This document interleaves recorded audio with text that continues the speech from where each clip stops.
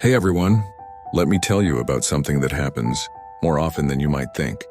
A classic case of karma coming full circle in the world of co-parenting drama. Picture this, a mom who thinks she's got all the power, using that precious child as a weapon against their ex. You know the type, blocking visitation, making false accusations, demanding more money than what's fair, and maybe even poisoning the kid's mind against their father. She might think she's winning the game, feeling all-powerful with the courts typically favoring mothers. Maybe she's telling her friends how she's making him pay, or bragging about how she's got him wrapped around her finger.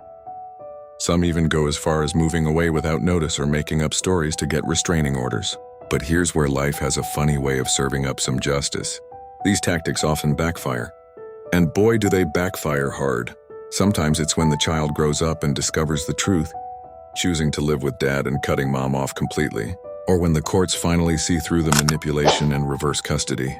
I've seen cases where these moms end up losing their primary custody rights, watching their child support payments disappear, or dealing with their own reputation in ruins when the truth comes out. Some find themselves alone years later, their kids wanting nothing to do with them after realizing how they were used as pawns. The saddest part? The real victims are always the children.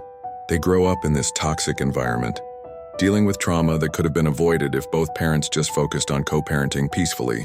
So here's the truth.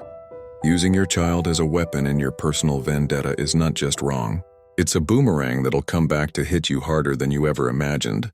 The best revenge is living well and being the better person, focusing on being the best parent you can be. Remember, karma doesn't forget addresses, and in these situations, it tends to deliver some pretty heavy packages right to your doorstep. If you're thinking about playing these games, just don't. The price is way too high, and the person you'll hurt most in the end might just be yourself. Stay focused on what really matters, raising happy, healthy kids in a peaceful environment. That's the real win in any co-parenting situation.